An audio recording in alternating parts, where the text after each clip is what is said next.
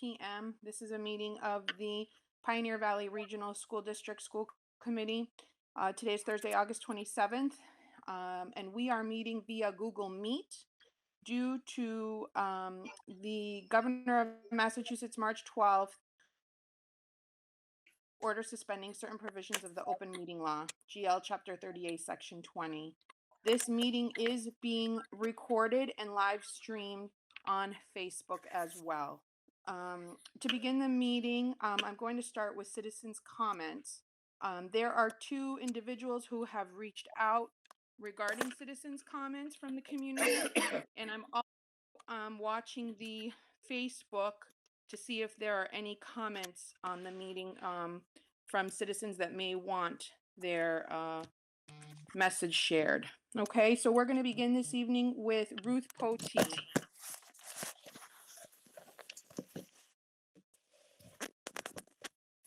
So is Ruth on? I'm on. I just had to turn my mic on. Can you hear me? Okay. Yes, I can. Thank you so much. Okay. Thanks, Kristen. Thanks for letting me speak. So I'm actually speaking in my role not as the school physician, although I argue that may not always be possible. I'm speaking in my role as a parent and as a physician in our community who takes care of children and adolescents. When we look at areas of our world and our country that did this well, it was parts of the world and the country that actually listened to public health. When elected officials were in charge of making the decisions about how to get through this pandemic, lots of bad decisions got made. And when you look at Germany or New Zealand or Washington State, elected officials actually listened to public health epidemiologists, infectious disease doctors, and others. And I have to say, I was pretty disappointed by the vote that you all took several weeks ago to go back to fully remote learning. I say this as a parent. I think a small minority of people on the school committee are actually parents of kids who are school age right now and have had the experience of living with our children who are suffering tremendously right now at home. I'm going to be very specific. Anybody who knows me well knows that I'm a pretty blunt speaker. I actually thought most of you were ill-informed. I thought many of you had not even gotten through that 60-plus page document that an incredibly hardworking group of people spent their entire summer working on. It was a really smart document. Was it perfect? No. But boy, if you read it well, there was a lot of great information there. I'm going to give a shout out to Karen O'Neill because she clearly did read it. She asked intelligent questions that were detailed about that document. So an incredibly important vote happened when I actually think a lot of people didn't have the information in front of them. More importantly to me, the focus of the conversation wasn't our kids, it wasn't our students. Because anybody who knows what's happening to kids right now is they are suffering tremendously. Highest rates of depression, anxiety, misery, disconnectedness. This is a terrible way to learn. Our kids are suffering more than anybody in this pandemic, yet they are the least to blame, they are the least contagious, they are the least to cause anyone harm. And the third and final thing I will say about the poor decision-making by the school committee is that you all were so not nuanced in your decision. You made one vote. You know who's suffering the worst in this? Kids with special needs, right? You take a kid who's somewhere on the spectrum and you put them in front of a screen and you think they're going to understand what is being presented to them. It is unacceptable that our kids with special needs, which happens to be a pretty large number in our school district, are not able to get right back into the classroom so they can learn, they can continue upon their growth pattern of engagement. The second thing is kids in elementary school, 6th grade and below. Lowest rate of potential to infect other people. And there's no doubt, you talk to any teacher out there, a kindergarten teacher, a 3rd grade teacher, it is so hard to teach those kids on Zoom. So you could have imagined a nuanced vote that would have said, you know what, let's get our kids who have an IEP, let's get them back to the classroom, let's get them back there safely. And as Megan Damaris made very clear, let's get our elementary kids back. Let's see how it goes for 3 weeks, and let's see if we can open the high school. So again, I can't even tell you how disappointed I am. And I know a lot of you, you're my friends, you're my neighbors, I've taken care of you. And I really actually thought it was outrageous. I think that you all should be reconsidering your vote. I'm going to say the final thing, which is that COVID's going to be with us 4 years from now. This is going to be just a seasonal, horrible cold virus that kills people. It isn't going away because it's way smarter than we are. The earliest possible herd immunity that we're going to get to as a nation is November of 2021. And that presumes effective vaccines. And you hear these throwaway comments, including by some of your school committee members, that, oh, we'll have a vaccine by September. We will not have a vaccine in a matter of weeks. If things go perfectly well, and we get a somewhat effective 5 or 7 vaccines, it is not just the manufacturing of that vaccine, but it is the distribution of that vaccine and the administration of that vaccine. Every vaccine out there is a 2-part shot. So we're talking November of 2021 before we can even come close to 70% immunity in our country. The time has come in our area where the rates, the prevalence of COVID are as low as they are, is to get our kids back in the classroom. And that document told us how to do it. We can sit down with the teachers, we can work out all the other details, but waiting until November or December is an absolute failure of this community. I know everybody reads online all these horrifying schools, there's so many infection rates, and University of Georgia shouldn't have gone back, etc. Nobody denies that. When you look at the prevalence and the penetrance in the community, that is what determines whether your school can go back live, and PVRS could have gone back live, period, and not delay by 3 weeks. I'm speaking again as a parent in this community. I have 3 graduates from NES, 2 graduates from PVRS, and a junior at PVRS. So registering my extreme disappointment in the decisions of this committee. Thanks, Kristen. Thank you, Ruth. And then the second individual that we have is Brad Curtis. And Brad, before you begin, I did see Jessica. I just want to confirm, Jess, did you join in? I thought I saw online that she joined. Yep, I'm here. I'm actually Okay. commuting, but I'm here. Okay, great. Thank you. And Jeannie, I just want to check in and see if Jeannie joined in. No? Okay. I'm here. Oh, great. Thank you, Jeannie. Okay, perfect. All right, Brad, you're next. Go right ahead. Okay, can everybody hear me? Yes. Okay, good. Well, thank you for having me on again. You know, first I have to start with my disappointment after last week, after parents and Ryan Potter, the student representative, spoke, and the committee just basically ignored all of them. Not a word about what we said, not a discussion about what we said. Really just thank you for coming on was almost like kind of a, I don't know, insult at the end, where it's like, oh, well, thank you for speaking, but we don't really care what you say. You know, I'm on here because, you know, as you all know, because I hope you read the same email I did, that 71% of parents in this district want their kids back in school. And it's not to say 71% of the parents are right and 29 are wrong. What it is 29 have a right to choose what they want and 71% don't. And that right was taken away by the school committee really without reason. The COVID numbers don't justify a delayed start. And really, I've been looking for answers from this committee on what COVID numbers caused the delayed start. What will the COVID numbers be okay to go back? Like, I'm trying to find out, like, if I knew this was the case, I would have been looking for other schooling options for my children. My son, who's a senior, I've been very flat out. I'm like, if it doesn't look like the school committee, I'll just be frank, the school committee doesn't really care about what my senior does this year. You're not looking out for him in his best interest. I said, take the year off. Why go to school, have a bad schooling experience? And we all know online schooling is a bad experience. I have not met one person that said, oh, online schooling last year was great. Let's do that again. We're doing it because of COVID, right? And I'm not foolish. Like, there's probably going to be a spike at some point and everybody's going to have to stay home. And I think everybody's on that same page. But now is the time to go. Well, it's good. Like, give these kids some months in school. Give them some of the things they're looking for. Like, I don't want to have my kid take a year off of school because the school committee took away his right to do so.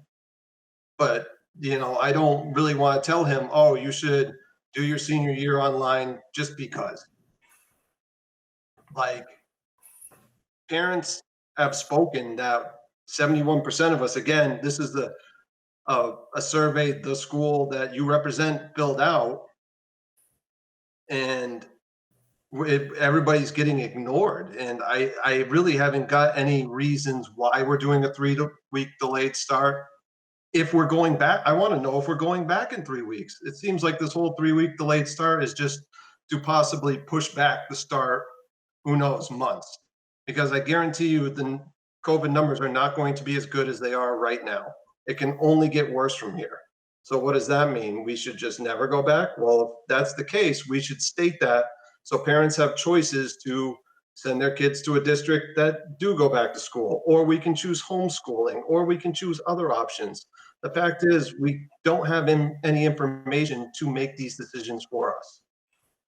So I hope the committee reconsiders their vote on when school should start.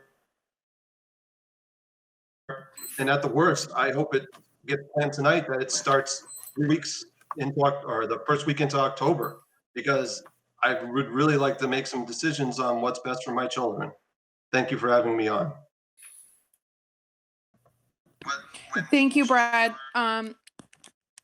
So what I'm going to ask now is if there was anyone, Brad and Ruth, as you were invited on, if you could remove yourself from the platform now, that way the school committee, and then you can utilize the other methods available to the community in order to watch the school committee meeting. So thank you again.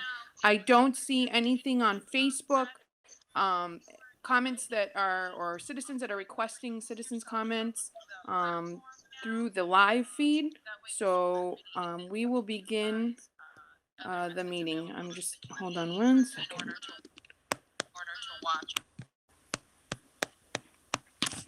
Okay. The other question I have is we have someone that joined the meeting by the name of Marin Law. And I just want to check in and see who that is. That's our early childhood coordinator, Kristen. Yep. Okay, That's our great. Thank you. Hi, I'm right here. Hi. Okay, Hi. great. Thank you. Yep, I you're just didn't welcome. recognize the name. I apologize. No worries. Before we begin with new business, I wanted to take Excuse a me, minute to. Kristen, it's Jeannie. Hi, Um, Jeannie. Okay, no, unfortunately, I was still seeing Brad present Okay. when I raised a concern. He has since left the meeting. My concern was that he was there for just his one comment, and unfair to other people if he continued to remain. Sure. Thank you. Before we begin new business, I wanted to inform the committee that after much thought and consideration, this evening is going to be my last evening as co-chair of the school committee.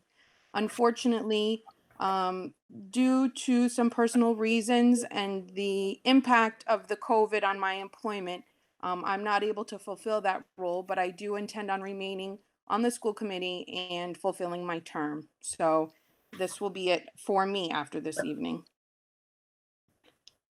Moving on to new business. The first item is discussion of a remote meeting protocol for citizens' comments. So currently, or prior to the COVID, we would have public comment when we were all together.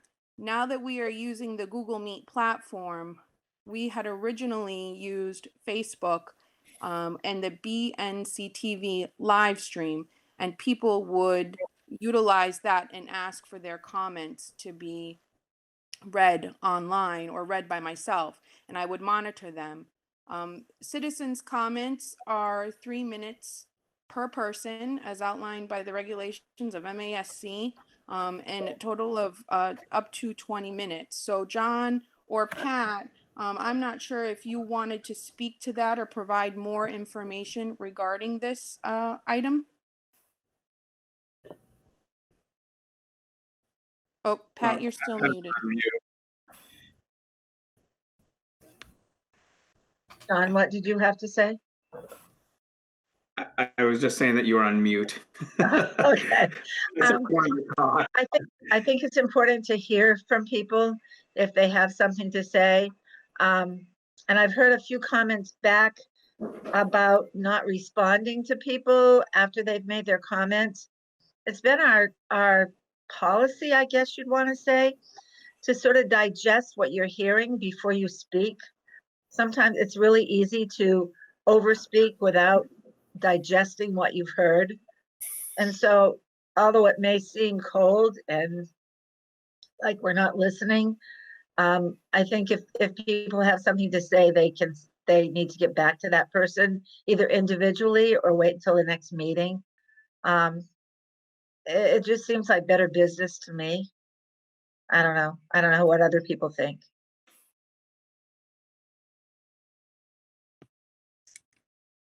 I want to remind folks that the school committee is a school committee meeting of the school committee that's held in public.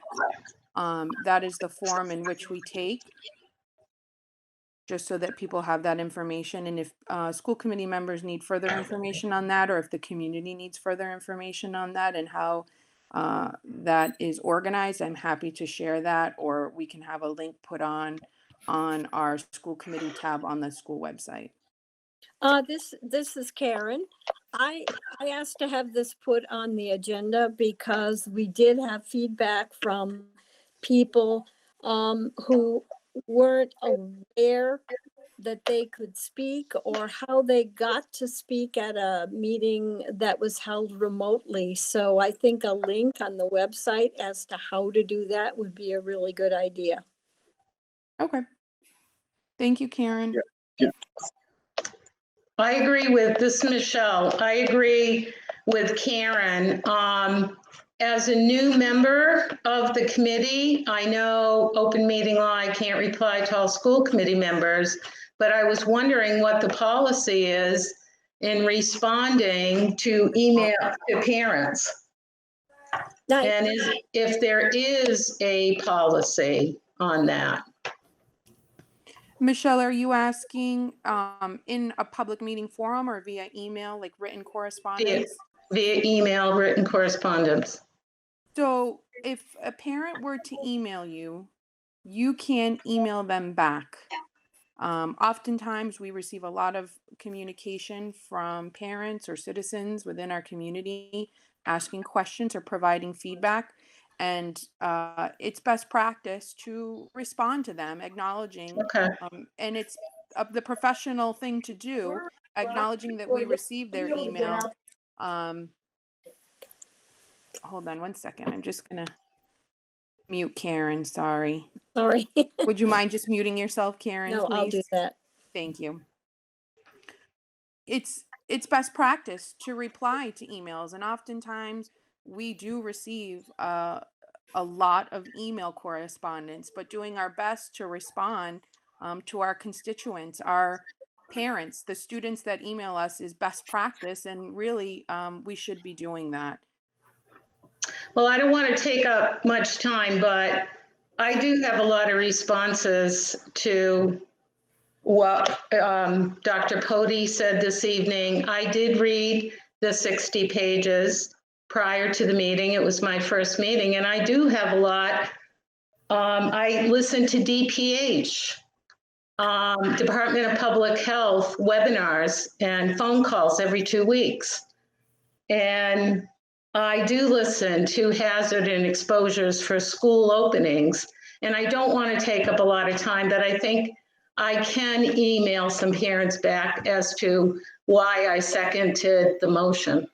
Yep, and that would be appropriate to do so, Michelle, if you wanted to do that. Yep. Okay, thank you. You're welcome. Kristen, I have a question. It's Jeannie. Yes, Jeannie, go right ahead. Do we have a process that we can let parents know how to get on our agenda under citizens' comments?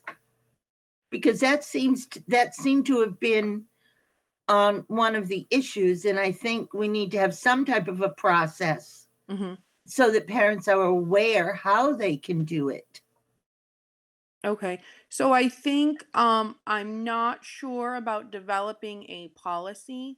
Abby is our policy subcommittee chair, and that's something we can definitely look at in having implemented, because like I said, we were using Facebook Live like many public groups do, or the live streaming.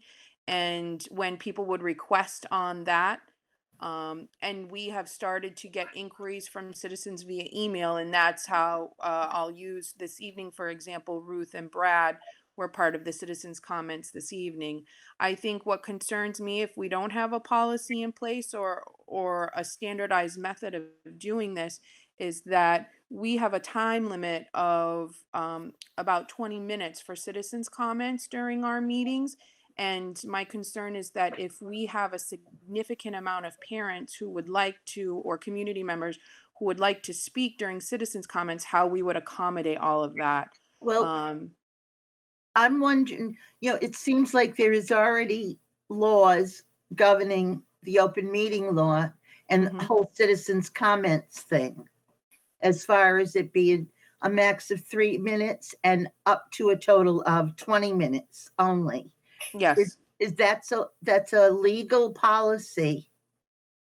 So that is a policy. I don't of the district of MASC. Okay, so I'm just saying there's already a policy on the length of time someone can speak and the total number and a time allotted to citizens. Yes, it's outlined in the MASC. They have that whole policy page. So do we need to rewrite that? Is that what you're saying? I think what I'm saying is my concern lies if what we would do in an instance, are we going to use a system like first come, first serve? And then I guess that's my concern, is if we have more citizens' comments and surpass the 20-minute mark, how we're going to handle the excess. And I see Abby has her hand up. So I think the answer to that is the same we would if we were in an in-person meeting. We still have the time limit, and if we run out of time, they're welcome to email us as a committee, reach out to us in other ways to voice their concerns, or bring them to the next meeting. On top of that too, I can look probably tomorrow or over the weekend and see what we actually have adopted as policy around this. I don't have it right off the top of my head. And if we need to officially adopt the MASC policy, I know we've been using it, but if that helps to officially adopt it or adapt it to our particular situation right now, I'm happy to work on that. Great, thanks, Abby. And I thought I saw David's hand up too.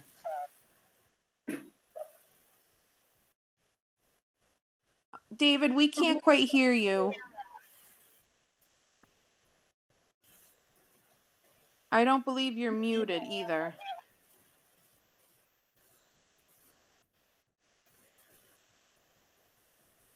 Nope. Do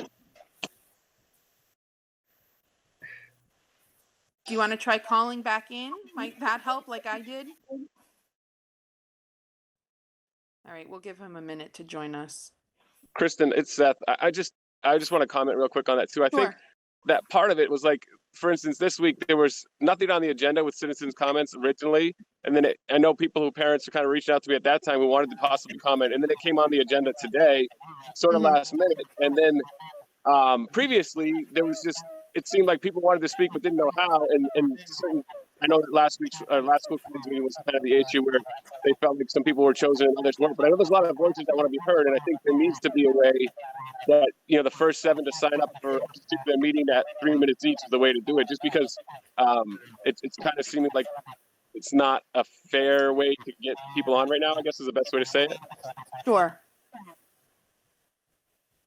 I understand what you're saying. David, are you back with us?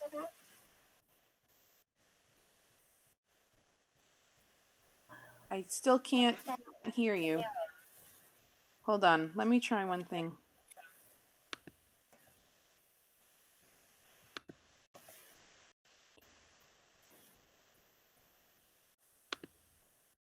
Okay, now try unmuting yourself from that end.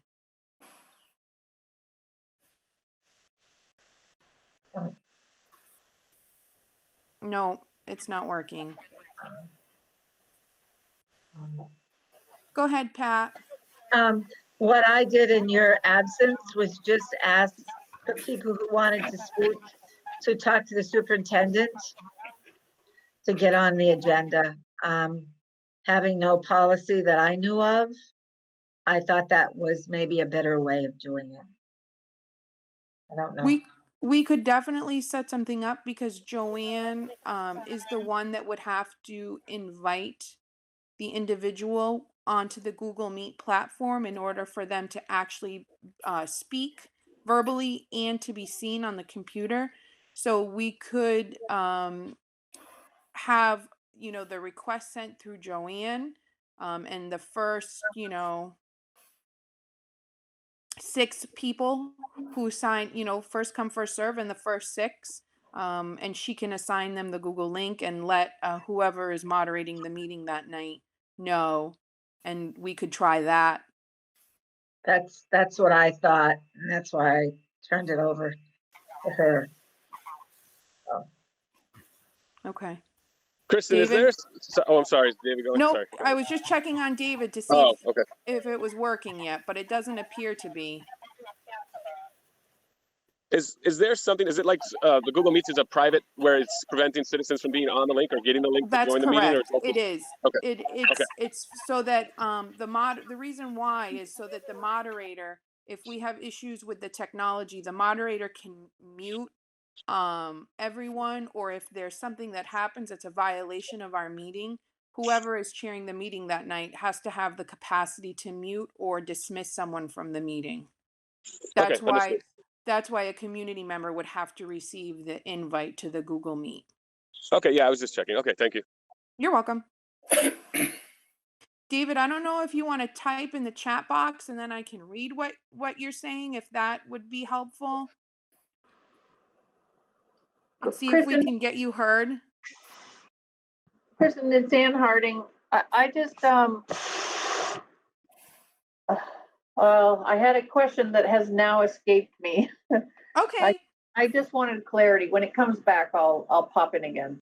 Great. Thanks, Ann. All right, I'm going to give... Okay, David's going to try using his phone and calling in. Let's see if that will work. Kristen, I know what it was. It was Okay. Facebook. If people are watching the meeting via Facebook or BNCTV Live, Yes. they can send in a messenger request? So is that how they do it? It's through the comments on the live stream. So Okay. if you hold a So Facebook moderator- account, Yep. it would be under the live stream. Okay. And they could say, for citizens' comments, I would like this to be said, and we would read their name and whatever statement they would make. Okay, great. I just wanted to clarify that because sometimes people actually read the minutes, as I hear. Yes. And then maybe I can clarify it that way. Great. All right. Thanks, Ann. All right, I'm going to turn. All right, David, are you back with us? Can you hear me now? Oh, yes, we can hear you. Wonderful. I'll try to keep it that way. Thank you. I had a mentor when I was younger who used to say that any meeting that lasted longer than 1 hour and a half was either badly run or had too much on the agenda and you should have another meeting.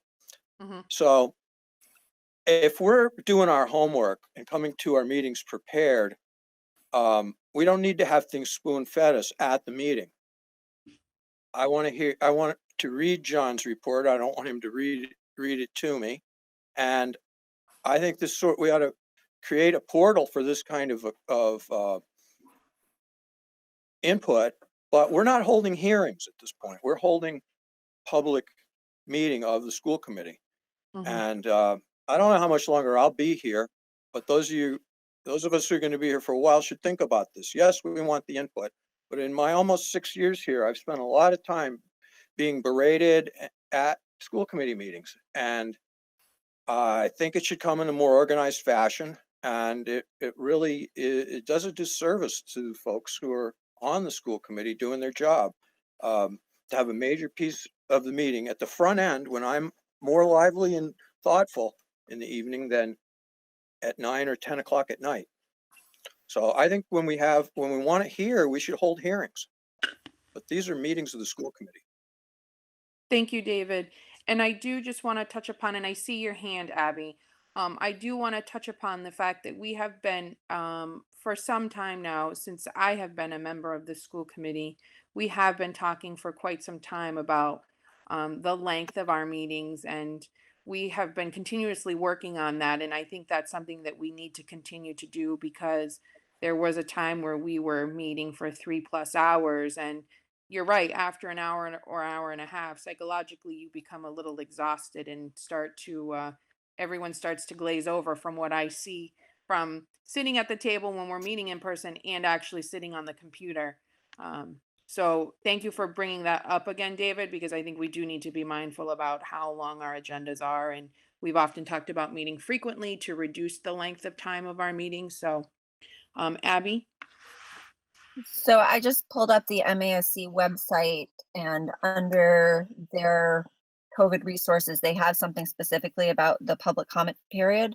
It's a short paragraph. I'm happy to read it or post it in the chat, or both, depending on what you want. I think that would be great if you could read it, because for some folks that are calling into this meeting and do not have the capacity to see it in the chat, so that would be wonderful. All right. So, and this is on their virtual meeting frequently asked questions. I clicked on their COVID-19 resources if you want to go on the website and find it, if for whatever reason you can't hear me or see it when I put it in the chat. So it says, while most committees have public comment as an agenda item, it is not a requirement of the open meeting law. For remote meetings, a committee may choose to leave this item off the agenda, or consider providing an avenue for members of the public to get comments and questions to the committee to be read at the meeting. This could be done by providing an email address on the website specifically for comments and questions at the meeting. Some committees are managing public comment versus via telephone calls, or by using vehicles such as chat windows. There are advantages and pitfalls to the various options, so be prepared for some trial and error to determine what might work best for your committee. And I'm going to put that in the chat as well. And I feel like overall, I mean, specifically surrounding reopening, there have been a lot of questions about, well, I can't make a comment, or you're not responding to my comment. But overall, my experience has been that people have been able to be heard if they want to be heard during our remote meetings. Thank you, Abby. I appreciate you providing us with that information. I just think that it's important, and I hear everyone's feedback. I think it is important that if we as school committee members are receiving emails from individuals in our communities, that we provide them with some kind of reply as a professional courtesy, especially if they're asking for information or clarity or something of that nature. We do have that responsibility, in my own opinion, to do that. Okay. Is there any other discussion, questions, or comments regarding the remote meeting protocol for citizens' comments?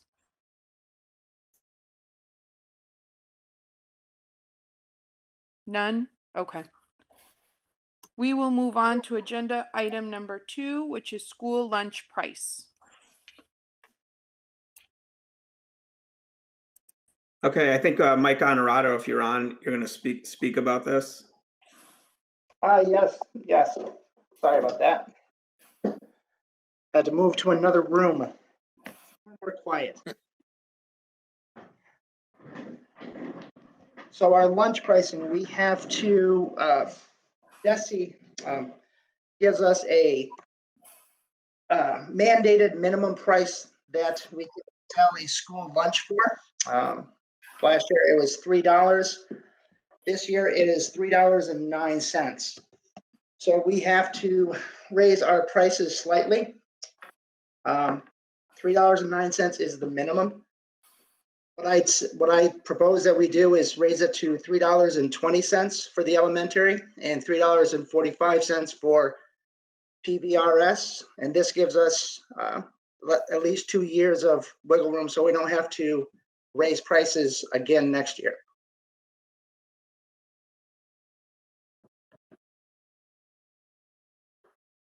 Questions? Thank you, Mike. Do any of the members of the school committee have questions regarding this item?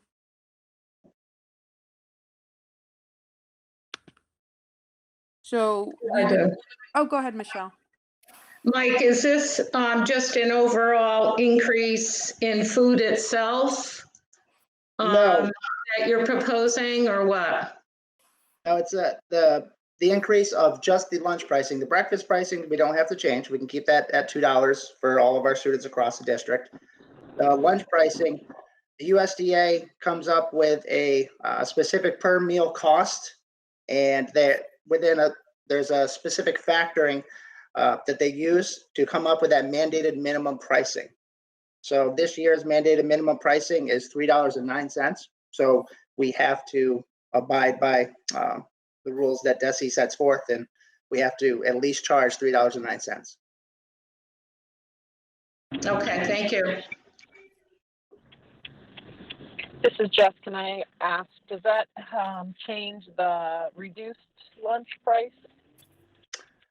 It does not. The reduced lunch price, a couple of meetings ago, well, actually, I think it was in July, I brought up a proposal to eliminate collecting the 30 cents for breakfast and the 40 cents for lunches from our reduced population or reduced eligible population. It'll increase participation and, bless you, I think.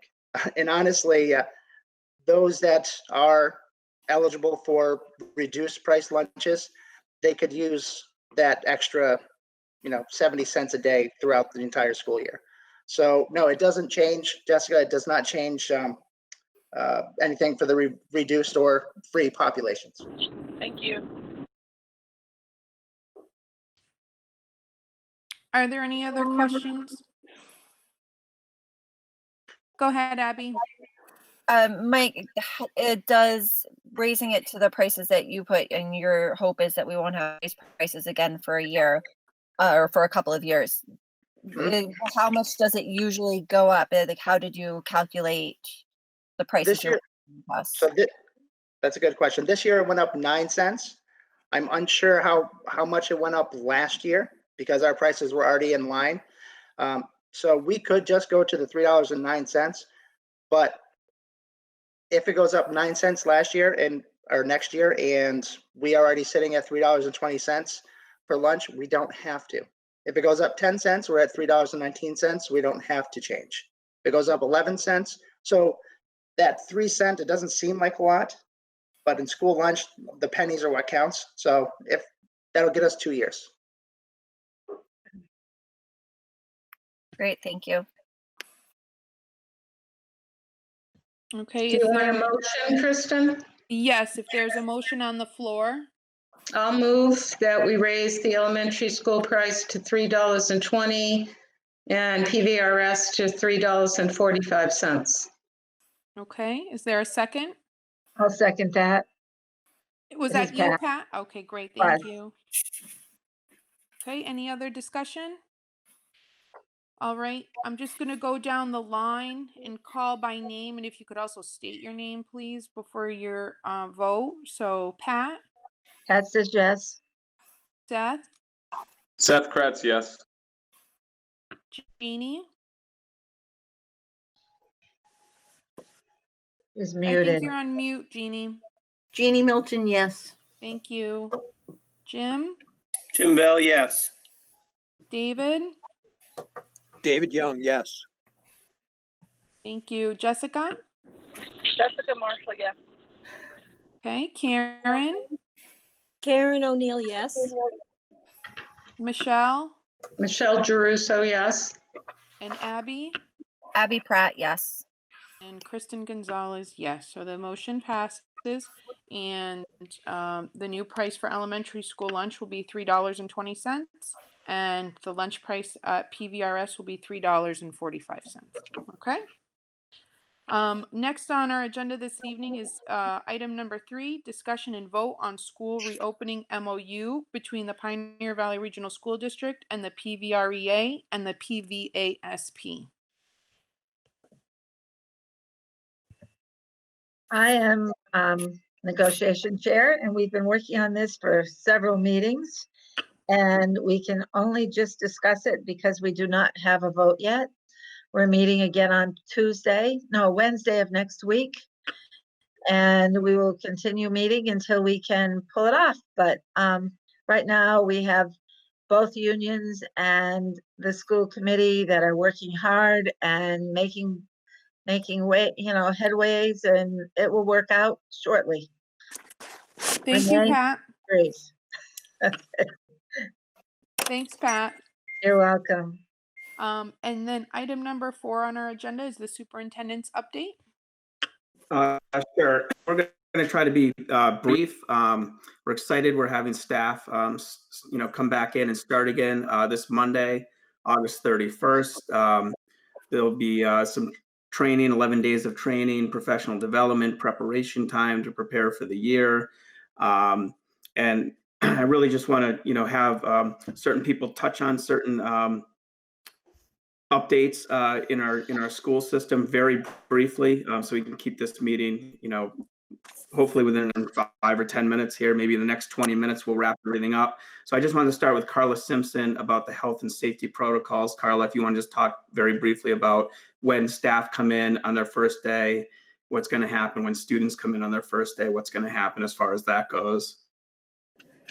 Sure. Hi, everyone. So the nurses have been working throughout the summer, meeting at least weekly, excuse me, to plan for the fall. It's been a big task, but everyone's doing a really great job. We met yesterday for the first time in person at PVRS, which was exciting to see everybody in person. And what we talked about was the trainings that we're going to do for staff as they return. So part of our work over the summer has been developing a dedicated health services webpage that will be a link on the PVRSD website. And we've been creating it with all sorts of forms and info that pertain to health in general as school nurses and forms and whatnot. But we also on here have a dedicated COVID section, and that's resources for parents. That's the symptom checker that we're going to talk to parents about completing every day, and that's for staff also. And then we have a section that is dedicated for staff that has a link for all sorts of trainings for PPE, transmission, hand washing videos and post quizzes and whatnot. So that we're going to use that as a guide to kind of go over what we're going to be teaching staff on Monday. And it's going to look a little bit different in each school, obviously different numbers in schools and whatnot. And the plan's a little different this year because we won't be meeting as a district as we usually do. So each nurse is going to do training and whatnot in their buildings. And we'll talk with the principals about what that's going to look like. And that website will go live this week. And just a shout out to Jacinta Hunting, who's a nurse over at NES. She's the one who's really taken the lead on this website. So she's done a great job. So that's the biggest thing we've been working on this week. As far as students, we're still developing that piece, but we have a lot planned for them. Also, we're going to do all sorts of PPE training about how to take masks on and off, distancing, all the stuff that we've been talking about all summer. So that will firm up over the next couple of weeks. I think, John, you also wanted me to talk briefly about the protocol for potential school closure. I'm going to put a link for that. Yeah, sorry. I think that was a question some school committee members had, so that would be great to go over those protocols. Yep. All right. So I'm going to put a link for it in the chat right now. And then I can actually share. Here's the link. And then I can share my, let me see if I can present that.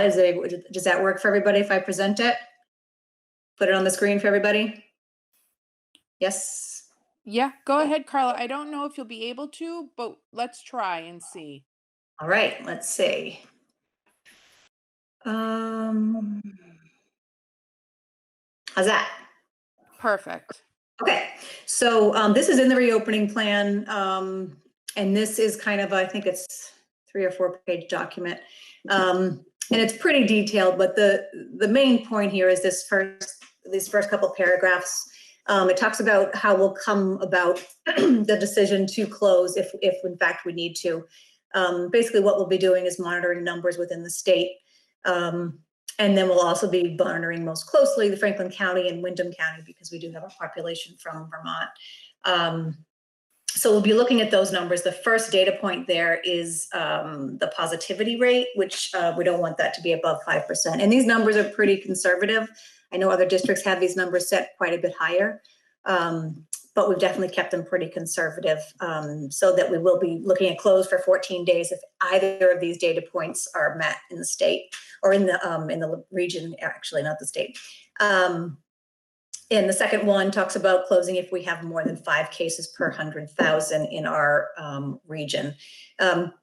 These aren't hard and fast, or actually, I shouldn't say that. These data points are hard and fast. There are other reasons. If you look down further, there's other reasons that may prompt a closure, and you can see them there. And again, it's in the chat if you want to pull it up on your own and look over it. But if those data points haven't been met, we'd still consider closing if, for example, there's major test delays and we're trying to send kids out to be tested and it's not happening for, say the time to get results is extended to a week or so.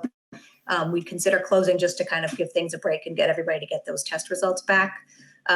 We'll also be watching all of our individual schools. So if there's a huge rate of absence at NES, but not at BES, we could consider, maybe closing one of the schools for a few days if we needed to do that. So those are just things that we'll keep an eye on. And you can all look at this document and you're welcome to email me if you have questions further on it. And this decision wouldn't just be one person by any means. It would be kind of a group decision. And we'll, talk with our local boards of health, and that's connections that John and I have made recently. We've spoken with Ellie Wallstrom in Northfield and Lisa White, and some other people just to kind of, make connections with our boards of health and public health nurses out there. We'd be talking also with Ruth and our COVID response teams within our school. And we can also consult the state. Of course, there's an epidemiologist that's always on call.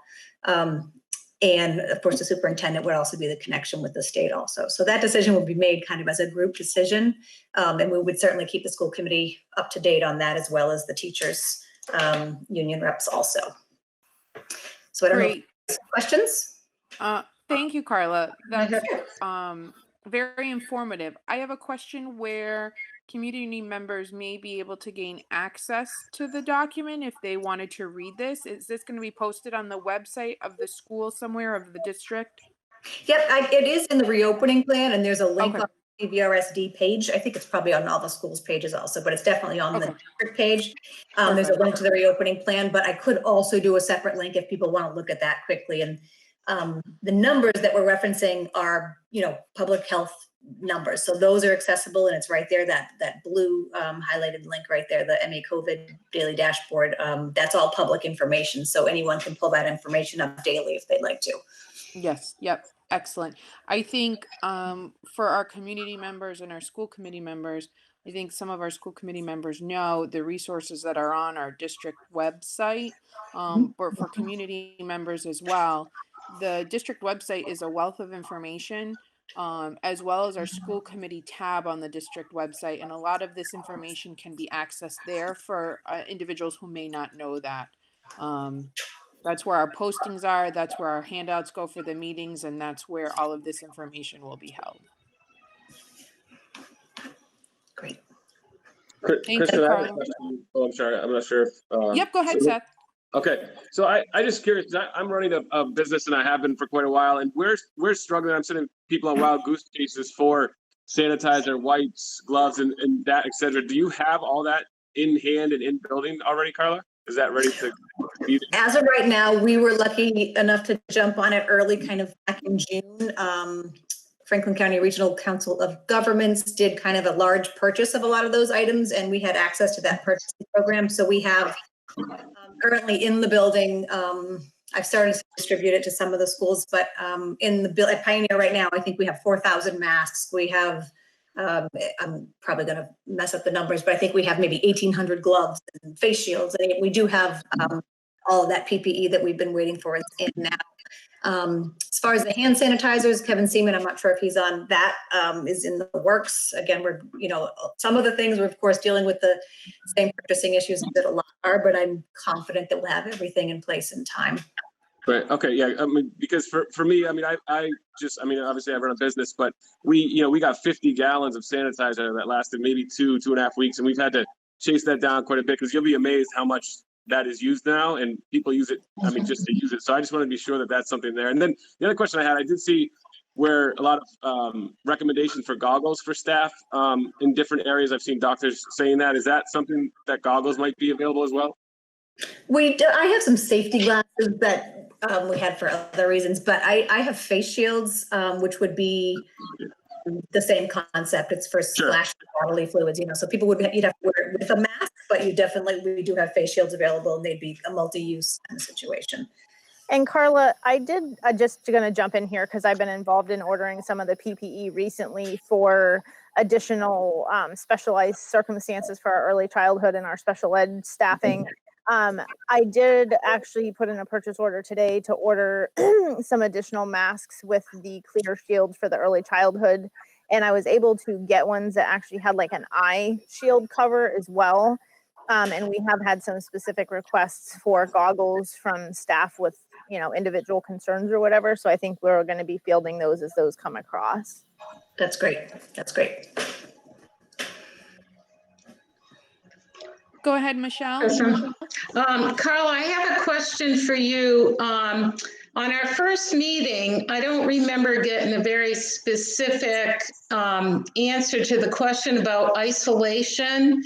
If a large number of children come down at once, if they're sick, and how you were going to isolate them in other rooms, a specific room that would be designated for them until a family member could pick them up.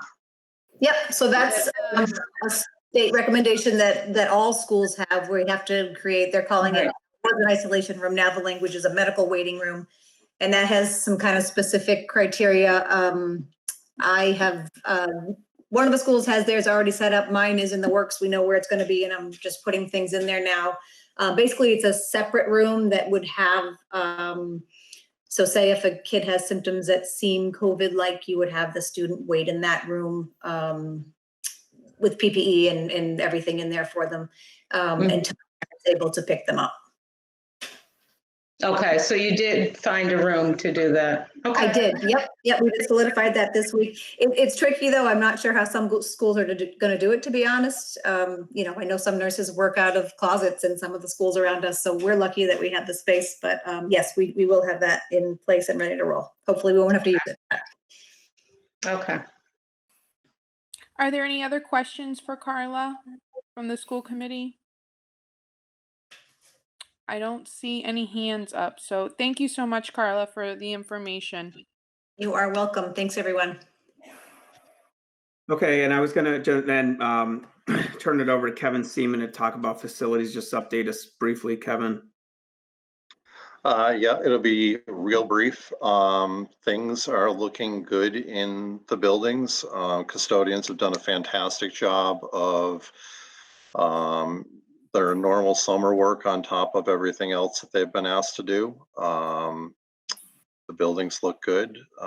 Everybody seems to be ready to have people back into school. And as Carla said, sanitizer is here. We have more coming in. We're fortunate to have a vendor that's able to get us the things that we need when we need them. Those are all going up, and I think we're prepared to have everybody back. So I'm looking forward to seeing staff back in the buildings and getting to see some people that I haven't seen since March. Can I ask a quick question, Kevin? Thank you for the information.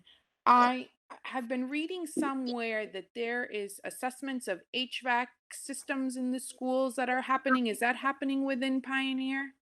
So we haven't specifically contracted anyone to do an HVAC assessment. We've had discussions around the HVAC systems about their capabilities, what they're capable of and what they're not capable of. And I feel that we've put into place pieces and parts that we need to, so where we may have a need for something, we're filling it with something that if our system isn't capable of doing that, we're doing it with another piece of, like an external piece of equipment. Okay. So the answer to your question is no, we haven't had the assessments done. But in order to negate any of the issues that we have with our somewhat older systems, we're utilizing newer technology or separate technology to take care of those issues where we would normally use the heating system, heating Okay. and ventilation. Is the assessment a requirement or it's just a recommendation? I haven't heard that it's a requirement at all. Okay. I It's a know recommendation. It's just a that recommendation. other Okay. districts, other districts have done it, and have found that even after the assessment, they weren't in a position to make the recommended changes. But as I said, I feel very confident that we're bringing our students and staff back into a safe environment for them to both work and learn. Okay, great. Thank you. Kristen, can I just say something on that? Because I did Of read course. that the Athol incident. I don't know if people know or were aware, but there was obviously positive cases in their school buildings, and the HVAC was run a test, and they learned that there was 0% outside air coming in. And I know, Kevin, you're saying there's other things to combat potentially that being the case at Pioneer or other buildings, but I think a lot of faculty and staff and even students might feel better knowing what those things are and kind of how you're so confident that everyone's entering a safe building, because a lot of things I'm hearing and reading and seeing is if it's a 0% fresh air coming in that COVID room, if it's an isolation room in the building, there's potential for that air to be in there somewhere else. I just am curious, maybe a little bit more detail on what that means, that you're confident and there's things in place for that to happen. So our systems do bring in outside air. At Northfield, we have a pneumatic system still. It's older, but they do bring in air from the outside. Bernardston has an energy recovery system that brings in outside air through ventilation in the ceilings. The Pioneer system has an energy management system that right now modulates an exterior damper as well as an interior damper to allow for fresh air makeup. Plus, you have to consider ventilation. And when our buildings were built, obviously they were built with engineering considering certain parts per, or certain square feet of air or cubic feet of air per minute per person, based on the occupancy. And so just by exhausting air alone, you're going to bring in fresh air. And my plan is to run the exhaust on our buildings for as long every day as we possibly can. So I'm confident that we're bringing in fresh air. And the only way not to bring in fresh air, and HVAC is my background, so the only way not to bring in fresh air is if that outside air damper was slammed shut. And if that was the case, then it wouldn't bring in the fresh air. But, I have to go and look at every single unit to how do I want to say this? I'd have to go look at every single unit to see exactly what position that damper was in without an energy management system in a building. But again, with the ventilation we have going out of the building, it's physically impossible to not have fresh air makeup in the building. And just to add to that too, from DESE's guidance, they have basically understood the fact that there are varying ventilation capabilities across the state and allowing the districts to determine the best approach with the ventilation systems that they have in their buildings at the time. They're not asking people to go do $500,000 ventilation system, redos or whatever. I mean, I know ours wouldn't be that much, but that's been the guidance from DESE all along. They recommend, cleanings and doing the filters, which Kevin has been looking at that. So there's been limited guidance from them on that. It's been very brief. Thanks, Tanya, and thanks, Kevin. I think it would be wonderful to be able to see if we're going to be doing cleanings or maintenance or any type, because I am not an HVAC person, but I think it would be wonderful to be able to see it posted somewhere demonstrating, the actions that we're taking to ensure all of our HVAC systems are being maintained to the best of our abilities. And being whatever actions need to take place, just having that documented somewhere for the public to access it, if it's on our website or if we create a special tab, under COVID resources or something like that. Yeah, Kristen, I would second that and just say that I think in conjunction, it's important that people, you don't, obviously, Kevin, that's fine that you feel that way. And it's important that people understand and feel and see that things are being done in that way and get a feeling, because even like something that's like the isolation room, I'm sure people are worried that something out of there could be contaminated, or just different things that, and what's kind of being done or in place for people to feel comfortable and at ease coming into the building and ensure that, the air in the classrooms is being filtered or not anything where the isolation room is close enough to get into a classroom, that sort of thing, I think is on the mind of a lot of parents. Thanks, Seth. And I just think during this time, as much information as we can provide and make available so that our community and our parents can access it. It's one thing listening to something at a meeting. It's another thing to have the actual document or have it in front of you or a place where you can access it for future reference. I think it's also something that our building and ground subcommittee should also collaborate or be a part of in this discussion as we move forward, given as that falls under their realm as well. Anything else as far as superintendent's update? I think you had a couple other items, right, John? Yeah, I think a couple other things. I'm going to have Christy Fontaine come on, our special ed director, and talk a little bit about special populations, but I quickly want to go over who the special populations are. And those students would be coming in on September 16th, even though we're in the 3 weeks full remote, we still have an obligation to educate those children.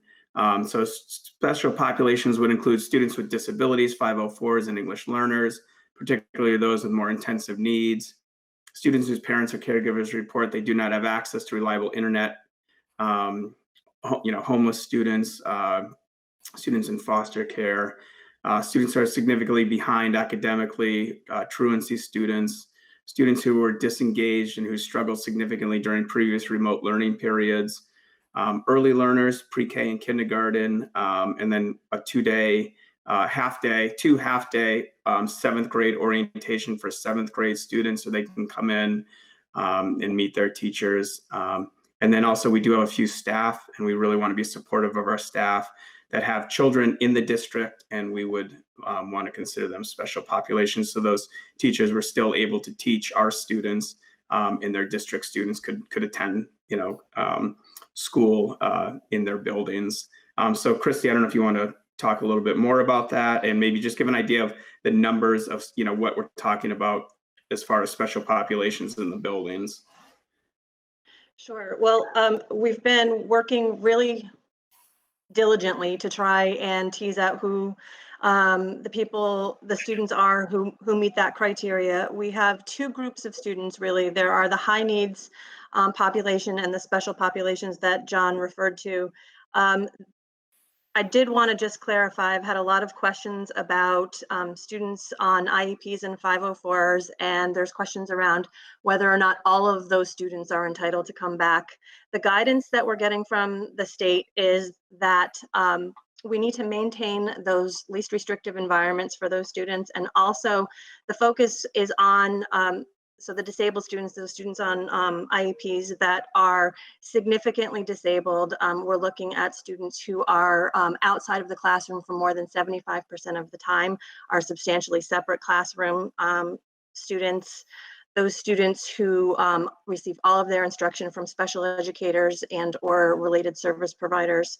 And as well as some of those students who, due to their disability, were having a difficult time in participating in the remote instruction.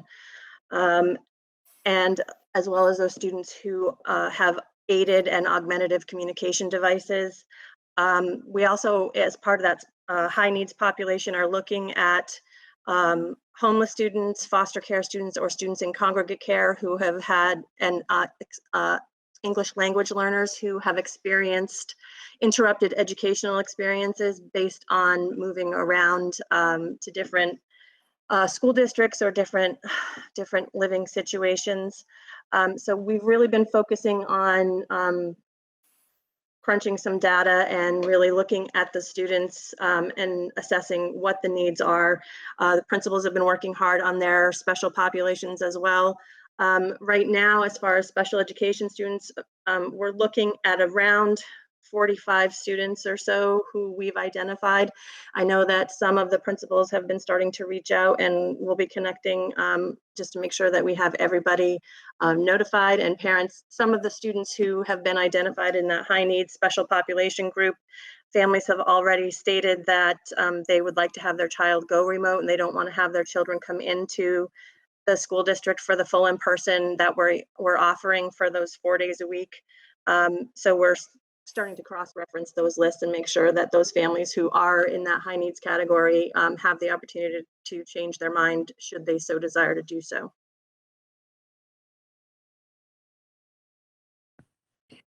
Thank you, Christy. I appreciate that information.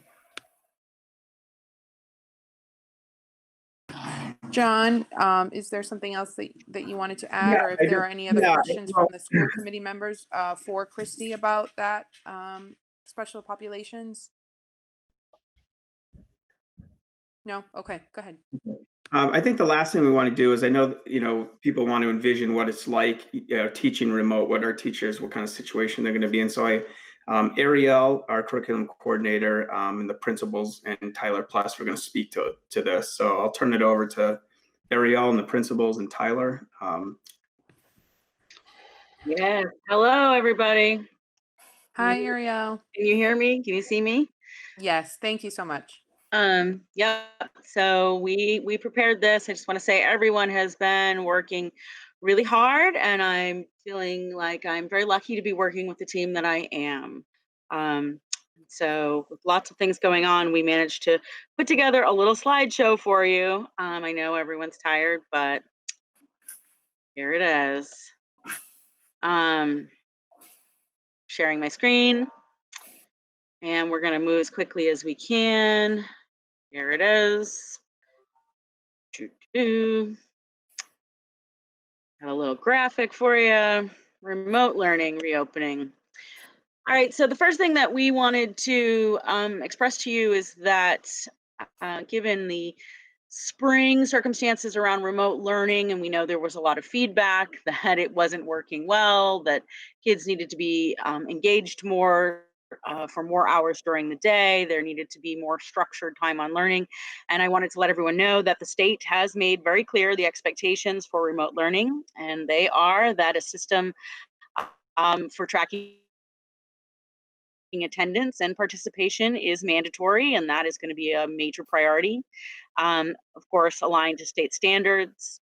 All work will be graded. And of course, teachers need to communicate with students, parents, and guardians. And then the part that we're going to be focusing on a bit this evening is that all remote learning needs to meet structured learning time requirements for the state, with structured schedules that, for us, will mirror the regular school day at both the elementary and secondary levels. Structured learning time is defined by the state as, and this is taken directly from the DESE website, time during which students are engaged in regularly scheduled instruction, learning activities, learning assessments within the curriculum for the study of both core subjects and other subjects. So specials and electives will be meeting.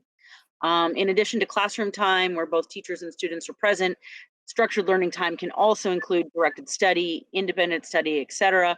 We'll be talking about this as asynchronous time. All right, I'm going to turn it over to Tyler, and he's going to tell us about some technology. Hello, this is Tyler Pless. I sort of wanted to give the people a view of certain tools and methodology maybe that the teachers will have access to. Oh, this is the wrong camera. Let me switch my camera here. Oh, do you want me to stop presenting? No, that's fine. You can keep presenting. Sorry.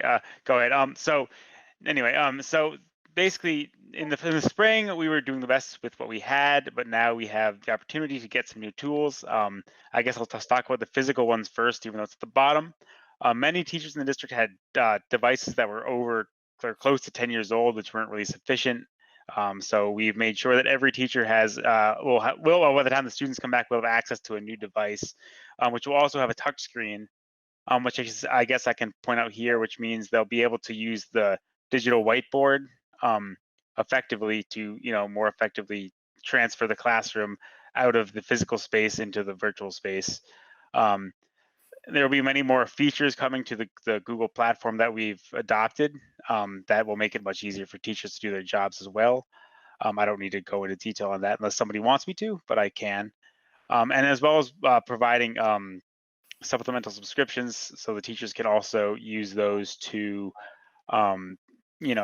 assign homework maybe remotely that the students can do online.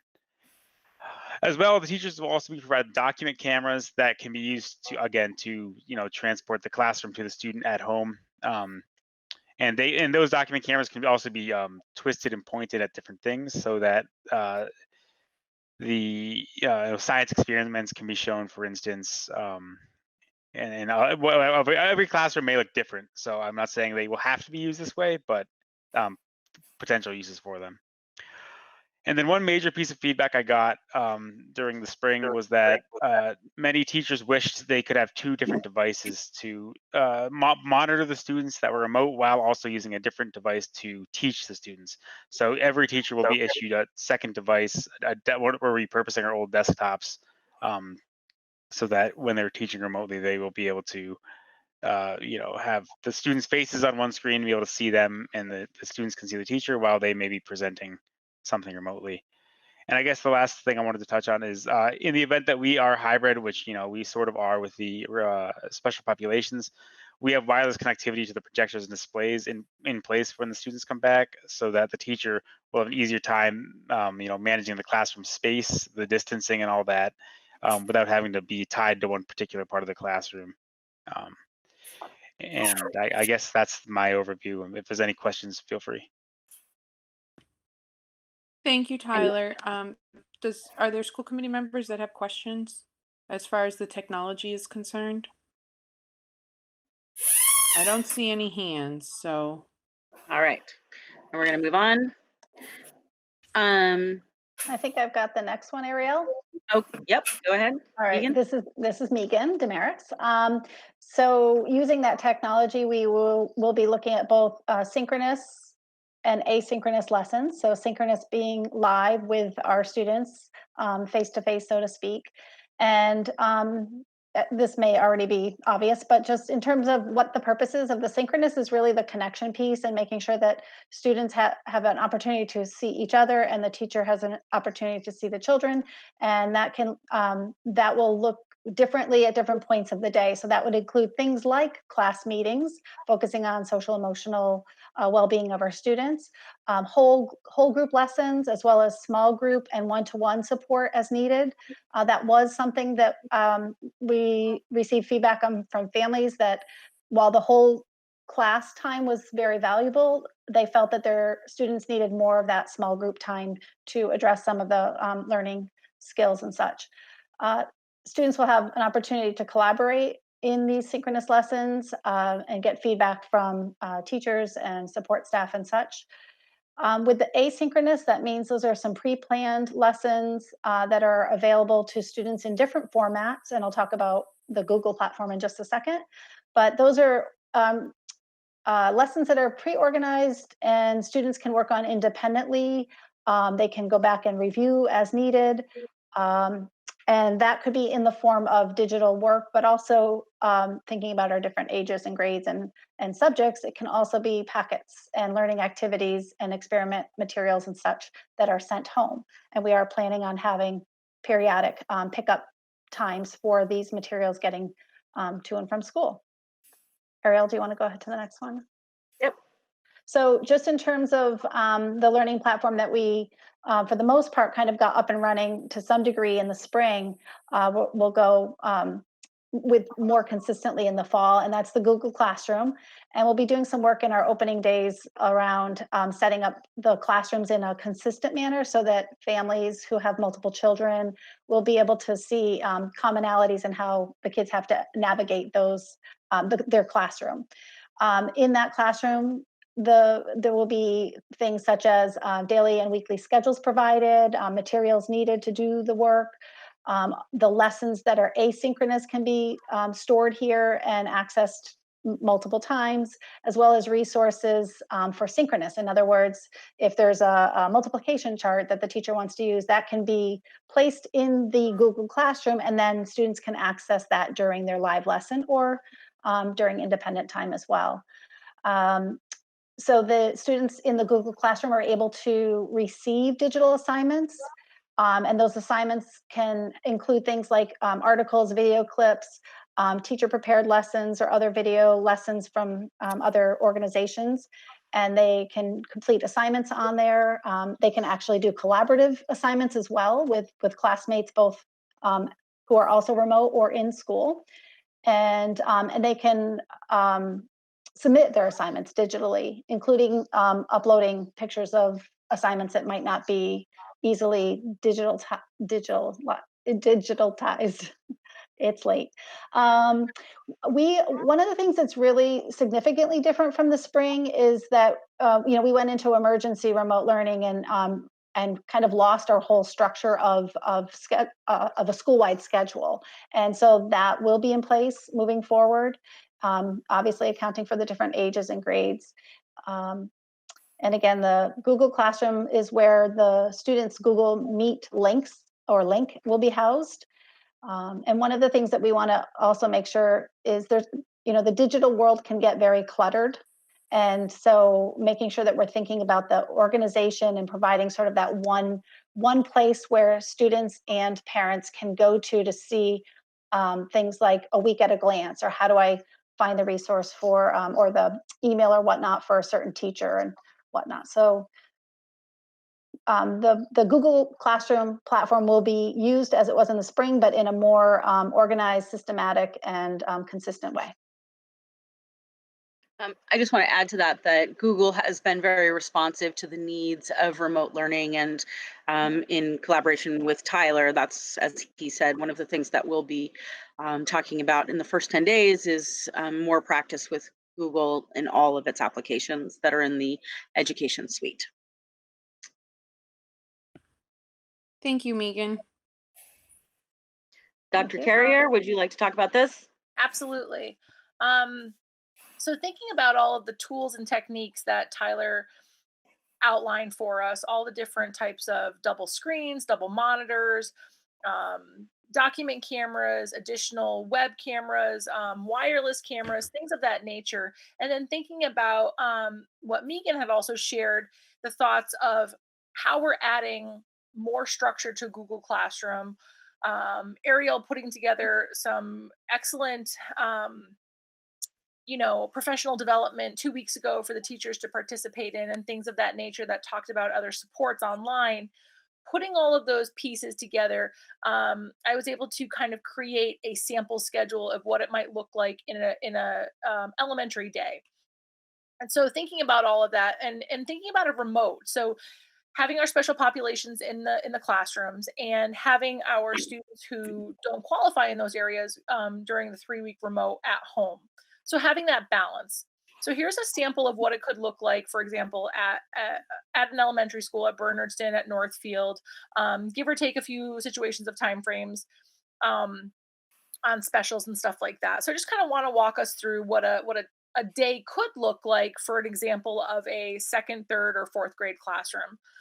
So having all of the students arrive at 8:45, and having the students come into the classroom physically for special populations, but then also having our students log on and being present at starting at 8:50. So again, like Ariel had talked about, we are tasked with making sure we are tracking attendance by the Department of Education. And in that, we do need to be able to various ways see students. So we can physically see students in person, we can see students' faces online, we can see students log on, we can see students participate when we set up timeframes for Google Meet. So we can kind of see students in various different ways. But the thought is to start our day with a whole class meeting. So Megan was really great and kind of outlined how we can use some of those approaches to bring Google Classroom to the forefront. How do we make sure that we are letting our families know what are our expectations throughout the day? And by doing that, we are going to set the stage of what the day looks like. It might look different on Mondays where we kind of talk about the day and the week at the same time, but we will start all of our time frames to let everybody know what is expected throughout that day for everybody. The next thing that we could jump into, for example, would be a reading class. Again, starting off with a few minutes to have a synchronous approach. So making sure our students are online with us and providing that step by step as to what we expect for the reading block. If we have a reading block for an hour, what does this look like? And what can this be broken up into? So we might start off together with a few minutes outlining what our expectations are, what the assignments will look like, in the amount of time frame in which we can do that in, especially for the students who are in person and at home. So the students who might be at home during the remote, we can talk about breaking up into small groups, being able to utilize the links that Megan had talked about, jumping into our Google platforms and our Google Classrooms, being able to break into small groups. Small groups can be done both in person and online. You may have a person or a student that you're working with on the other side of a table, but you can also have two other students online who are participating in the same small group that you're able to connect with, discuss, and teach through portions of your lessons. Small groups can take place for 30 minutes. There could be a few different cycles through your small group structures. And students might be encouraged to work on something as a shared Google Doc or a shared Google slide while also participating in small group process. And then also thinking about allowing the flexibility for students who are at home to have some asynchronous time. So that type of time can also be maybe stepping away from the computer, having that ability to not only read online, but possibly closing off the computer for a little bit so that they do not have the full online staring at a computer screen. Because comments that we receive from parents, and we definitely heard, is the concerns for staring at a computer screen for 6 hours. We are not looking for students to do that, nor do we want students in person to stare at a computer screen for 6 hours. So having that balance of the check-in in the beginning of every lesson, the middle part, which allows for the flexibility of small groups for shorter amount of times, and then the come back together of individual applications, and perhaps a final wrap up. The next thing we could also look at is something that we've also discussed is breaks. Breaks may look different as we know that they would going into the next school year. So thinking about having breaks that include sanitizing, movement, mask breaks, and or possibly building these into other parts of our day, such as snack. In the elementary school, we still have snack. We have snack pretty much early in the morning, so a great time for an opportunity for a snack break and a movement break and a mask break would be something like having your snack outside. Obviously, weather is something that we would consider, but all of the elementary schools are currently in the process of getting tents and or have already had tents put up. I know at Bernardston, we've already had 2 tents installed.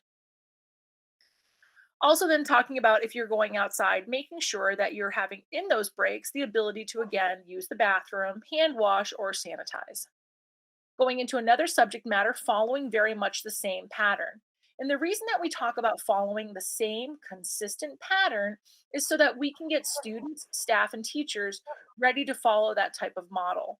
We are now practicing and teaching our new normal, making sure that we are ready to again begin all of our lessons in the same approach, because that was something that we also heard from families, is that it was very challenging to balance the day when it didn't look like a normal school day. So we're trying to provide what could look like a normal school day, but also meeting both our in-person students and our remote students with a balance of synchronous in the beginning to review what will be taught and to have that direct instruction, and breaking up into our small groups for additional individual opportunities. Again, engaging in a small break for possibly bathroom and hand washing and leading into something like lunch. Lunch would be considered a mask break because it would be very challenging to eat your lunch with a mask on your face. We are looking at having all of our cafeterias spaced out. We did provide that within our reopening plan. So we have definitions on how that looks for all of the schools to be able to have that and the distances within the cafeterias. Again, there's greater distance at this point.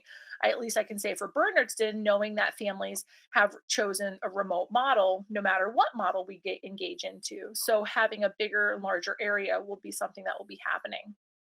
Again, having a break for around another mask break and including recess. And as long as students are able to really keep a good distance, encouraging students to do so and having that mask break at that time. And again, following the same pattern, going into something like a subject of math, following the very much the same pattern as reading and writing, and then having specials.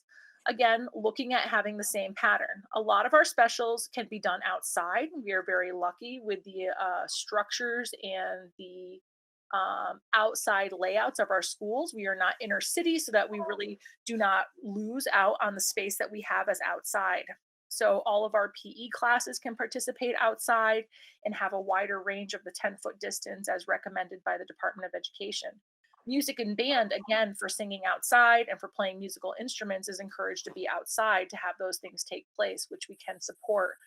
And then having the possibility of flexing both art outside to be able to support, again, spacing and distancing and a possible mask break as much as possible for our students, and really recognizing that we need to have that balance. And I talk about in the beginning having a live session for some of our subject matters. And this could be something that looks a little different week to week, especially if students have art or music twice a week, being able to kind of front load those lessons to talk about what could be happening. Let's say if you have art on Monday and Wednesday, what would art look like on Monday and how can we finish the lesson on Wednesday? Again, engaging in another bathroom, hand sanitizing and washing break, and then finalizing our day with a little bit of science and social studies. Again, following very much the same pattern of all the academic subjects, so that we really get into the routine of starting off with a introductory part of our lesson that is live and taught directly, and then breaking up into small groups. And our dismissal process will take a little bit more time, just like coming in might take a little bit more time to get used to. But the more and more we practice routines, the more and more we get better at it. And the more and more we're able to have those routines be a part of our natural, and the more we can spend on academic instruction. Thank you, Ariel. Yep. Thank you, Dr. Carrier. Kevin Burke. Good evening, everyone. So PVRS for our remote learning, one of the things that we paid attention to was during the remote learning, we met with parents on a weekly basis. And one thing we heard over and over again was that they wanted to have structure. And so when we devised the schedule, it was focused on making sure we had a day structured for students. So at 8:02 to 8:12 in the morning is synchronous learning. These are broken up into 40-minute periods. We have our A, B, C, and D block. It's actually on a 2-week cycle. So day 1, 2, 3, 4, and 5 are the first days you see here. And then the next week would be 6, 7, 8, 9, and 10. And so day 1 is A1 and day 6 is A3. And the reason we stayed with that is our blocks stay the same throughout our remote, our hybrid, and our in-person. So no matter how we switch back and no matter where we end up, teachers are always going to be teaching the same students and grading.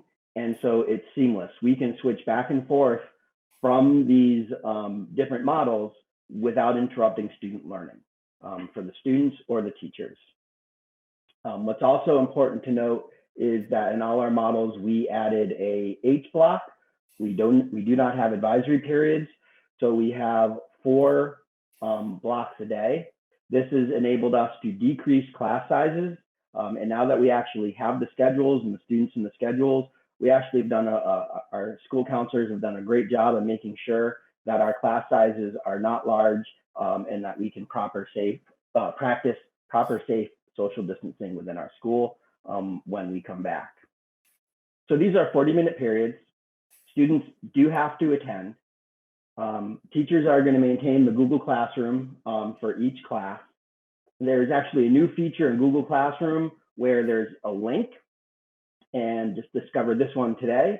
And basically a student logs into their class and there's a link right on top, and that's the link they can go into to join the classroom. So they don't have to search through it online, and that's actually a great change in Google Classrooms. The other thing that will be done is grading, which is mandatory. We're back to regular A, B, C, D percent grades. Grading will be done in Google Classroom, and Tyler has done a great job in making that sure that it will be connected to the parent portal. With special populations coming in, our high need students will receive direct instructions from the designated support staff. And our other special populations, this is something we'll work out with teachers when they come in. And those are teachers of children, those are students that might have internet issues. We have some options that we could do. We could put them into study halls that we have. We could have that in front of teachers. There are definitely some options that we can choose, and this will be a discussion I'll have with the staff and see what works best for them to start off with. We're going to use synchronous sessions for activities, breakout groups, interactive Google Slides, exhibition of work completed by students. There's many things that can be done. These sessions in the morning that are synchronous are facilitated by teachers like they are in class. This is not teachers talking for 40 minutes. This is teachers facilitating instruction in students' learning. They want to engage students in active learning as much as possible, and have this active learning continue beyond the sessions, which the asynchronous comes into. And collaborate with grade level and coordinated subject areas. So, there's also room for teachers can collaborate and work and do streamlined planning with other subject matters. Can we go to the asynchronous area, please? So in the afternoon, we have asynchronous, and I got to switch my slide too so I can see it. There we go, thank you. Teachers will be available to their students during scheduled class times. Once again, these class times mirror the morning class times. So if you had an A1 in the morning, you have an A1 in the afternoon. Now, it does not necessarily mean that students have to be on their computer doing something. This is going to be determined by the teachers who are running the classes, what students are doing during these periods. This could be a student going out and doing something in their yard and doing something that's directed, working outside of school in the program. So the only expectation we are actually asking teachers to do is that at least meeting with their classes once per week. So in other words, if you have an A block class, one of those, it meets twice per week. One of those days in the afternoon, you should be meeting with that class. These are also times where you might be able to work with students that are struggling. You might be able to assist students in projects. You might actually be able to do quizzes during those times and assess students. So these can be used in many different ways. And it will obviously look different depending on the content area. We are asking teachers throughout to maintain accurate and shareable weekly records of attendance. So generally in an in-person model, when we were in school, we asked teachers, it was a 2-week to keep their grade books up. We are looking, as we are remote, to do it within 1 week so that we can stay on top and make sure that our students are doing what they need to be doing, that families can look and see how their students are doing, and we can all stay on top of things. Obviously, as talked about, attendance is required, grades are required, and families will have access to the parent portal. Thank you.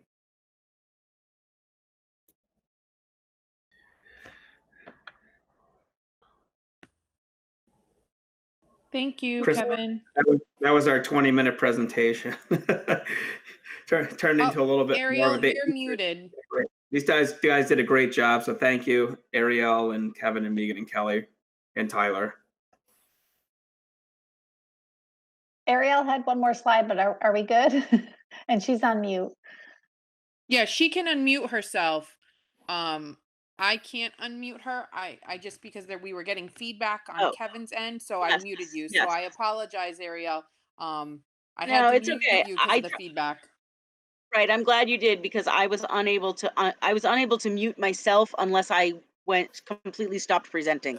Even when I minimized it, I could not get my mute button up. So sorry about that. And thank you to all of you who texted me to tell me that there was feedback. And sorry, you probably heard the texting. Do you want me to talk about the training, or are we done? I'm good either way. Yeah, if you want to talk about that, that'd be important. Okay.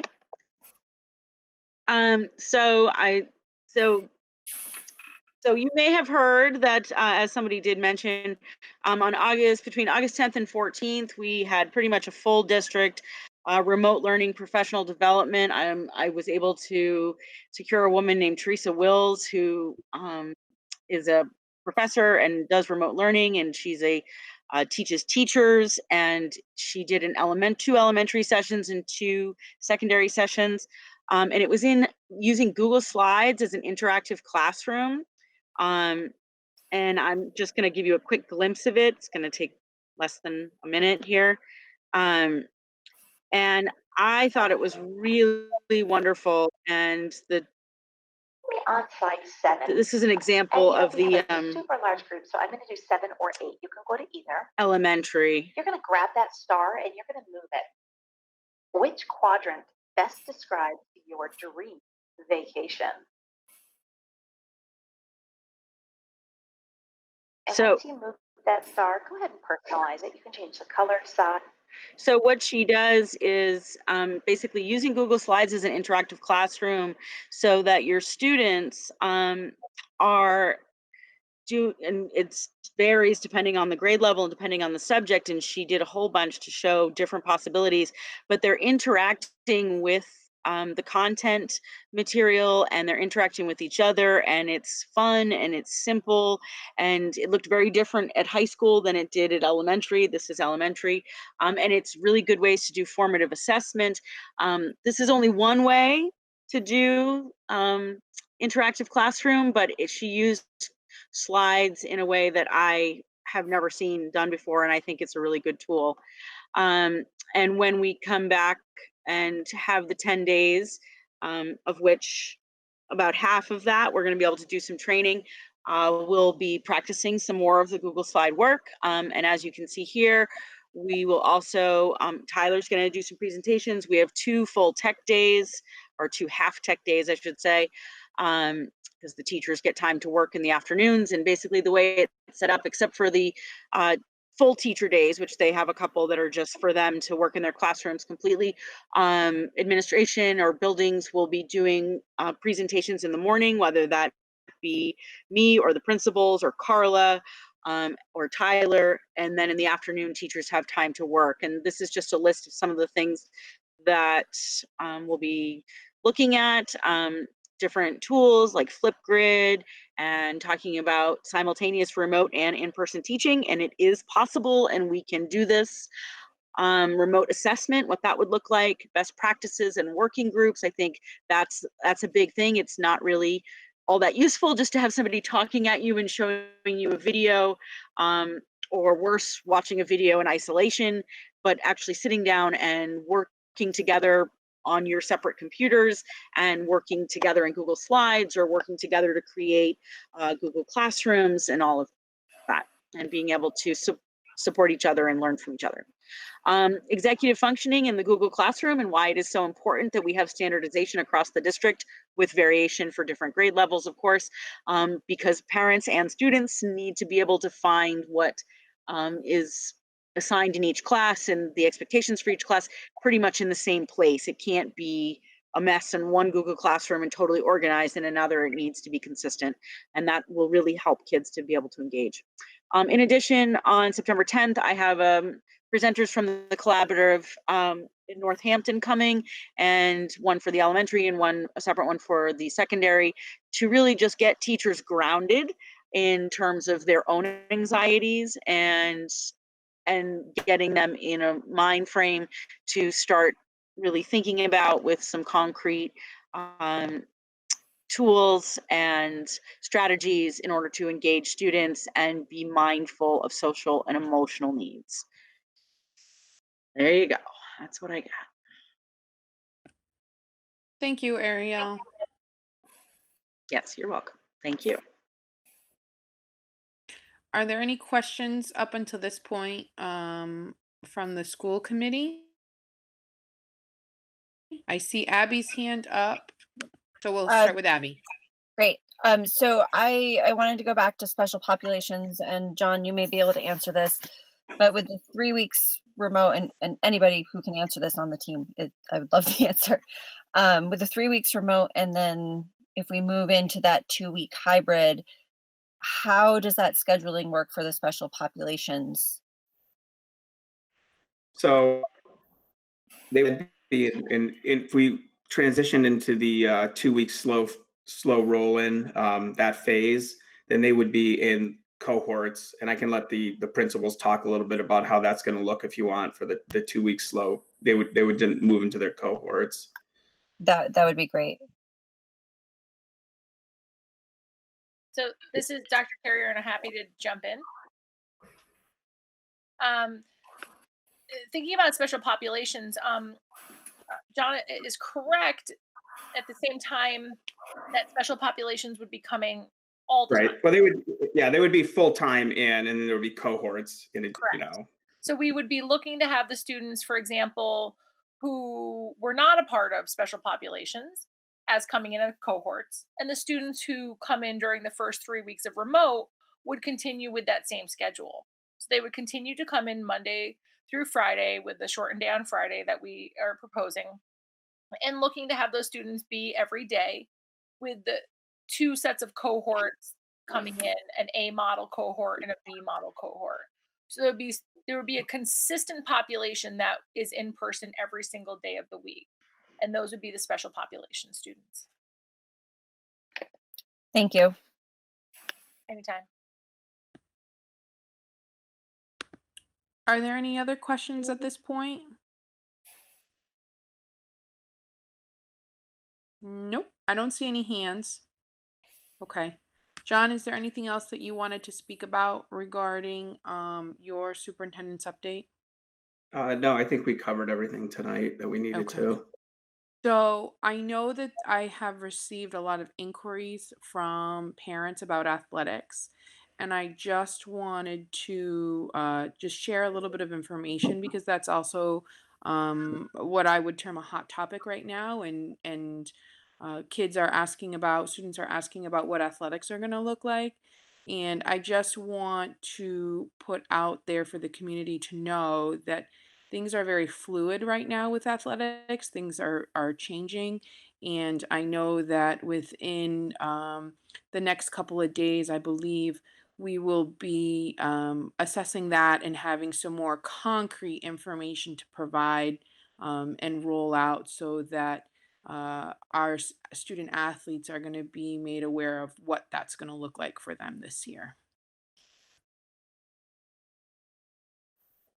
That's correct. I think at the are we going to try to hold another school committee meeting next week, Kristen? Because we do have to talk and have the school committee vote on athletics and 1 or 2 other items. Yeah, it's going to have to happen so that we can get those things accomplished. So it's something that people will have to look for a meeting posting, or that's we can discuss a night at this time if people want to for next week. How is Thursday the 4th? Just keeping on the Thursday theme. Thursdays are generally good for me. This is Abby.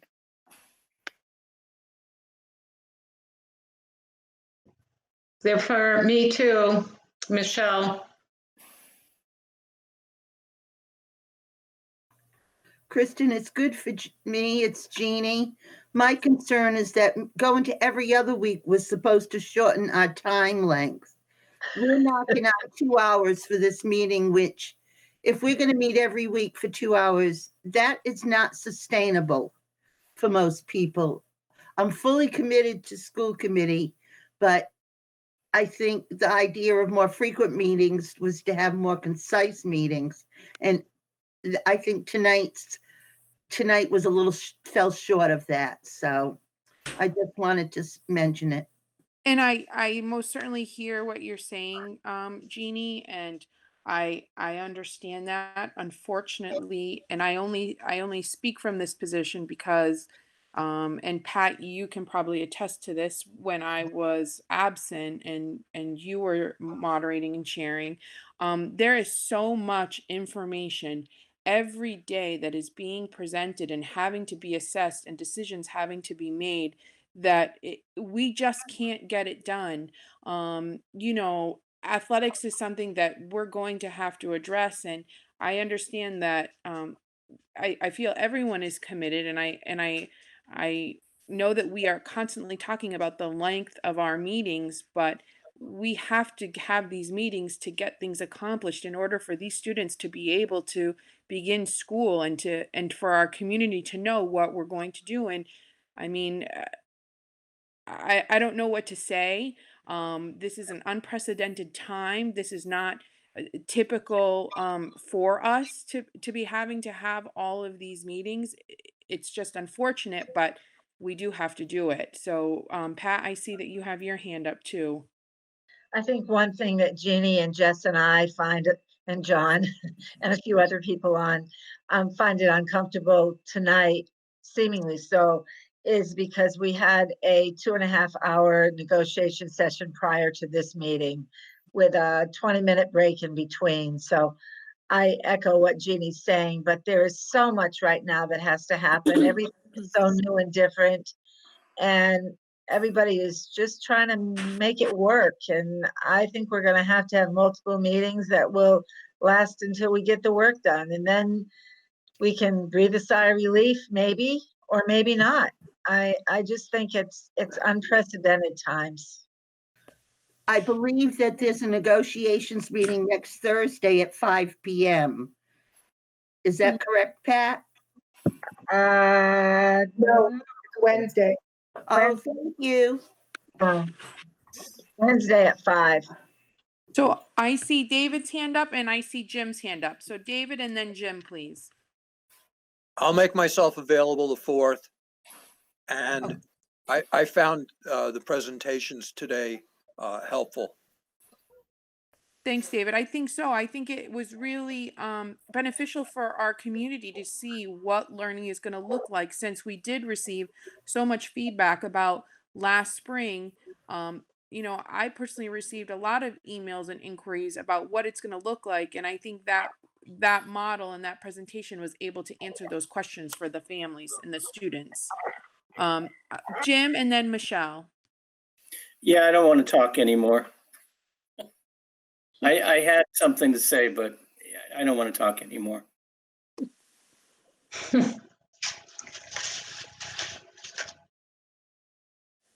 Oh, thank you, Jim. Michelle, sorry, I was on mute myself. I just want to agree with you, Kristen, and what Dave said.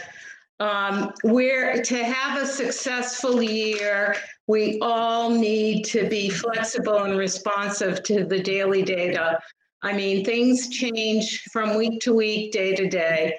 And I'm willing to be on weekly if we need to be to get the schools going in a positive direction for our children. So anytime you want to meet, I'm available. So I'm looking at next week, which is Thursday, September the 3rd. Oh, I see Karen's hand up. Oh so yeah, go ahead, I was Karen. going to say it is the 3rd. Someone said the 4th earlier.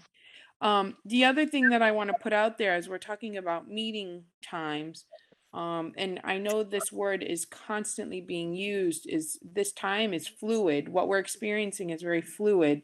And I feel like, at the last meeting, or maybe it was the second to last meeting, it was voted on that we did 3 weeks of virtual learning, and then we're going to continue to have to meet to see and how this plan is going to continue to progress to get the students back to some level of what we would call normalcy, because this plan is fluid. And I'm sure many of us heard from parents who are requesting that the kids return to school, return to in the building and learning. So unfortunately, I think we're just going to have to be meeting on a regular basis. So, Karen? I fully agree with that. However, I think it should be everyone's responsibility who is delivering information to decide whether it really needs to be fully reported at a meeting, or is there something we could read ahead of time and then come with our questions so that the meetings don't take as long. And that's a great idea. Thank you, Karen, because I think we're not only going to have to spend a lot of time in these meetings, we're going to have to do our homework before we get here. Right, right. Go ahead, Pat. When we get that information, it would be nice if we could get it a couple days ahead of time so we could have time to digest it. Yes, absolutely. Yep. And I see Abby's thumbs up too. So, how about Thursday the 3rd? That works for me. And Okay. are people wanting to keep the meeting time at 7, or do people feel like if we were to push the meeting time back to 6:30, 6 o'clock, it wouldn't go so late to the evening? What are people's thoughts around that? Because I know also people have other obligations and dinner. This is Abby. I can meet as early as 6:30, but earlier than that would be tricky for me. Okay. Yeah, I'm not sure that Jess could make it much ahead of time. She's working and I don't know if she's still on there or not. Yes, she is. Yeah, Sorry, I for am. you. I'm still here. 7 is better for me, but it should be, what people need to do. I will do my best to get on at 6:30 if that's what everybody needs to do. Thank you, Jess. I want to be respectful of everybody's time, but I also want to be respectful of our meeting time frame as well. I can do whatever time, Kristen. Okay. So should we stick with 7 so that everyone can get here? I'm seeing some head nods. Okay with me. Okay. Yeah. So we will do 7 p.m. next Thursday, the 3rd. And we will have the agenda. Again, this is my last meeting as the co-chair, so I just want to thank Pat for really helping out and being there in my absence. And I'm not sure if the next meeting will address that topic of having another co-chair added to our group, but I guess we'll have to talk about that and decide. yep, absolutely. Oh, Thanks for I your hear work. There Just is a- an election that's coming up in November. So the committee will change at that point. yes, and for the community too, to be aware, nomination papers, if you are interested in running for the school committee, nomination papers, no, Pat? No, No, no. no. They needed to closed. be in July. July 21st. Well, Yeah, then, you could write in now, but for every 4 years, they have to be in considerably earlier. okay. So disregard what I said. Clearly, time has slipped away from me and this summer has gone by way too quickly. All right, so if there's no further business that anyone would like to speak of, if there's a motion on the floor to adjourn. So moved. So moved. This is David. Second. Okay, all in favor? Aye. Aye. Aye. Thank you, everyone. Bye. Thank you. Aye. Good night. Bye. Good night.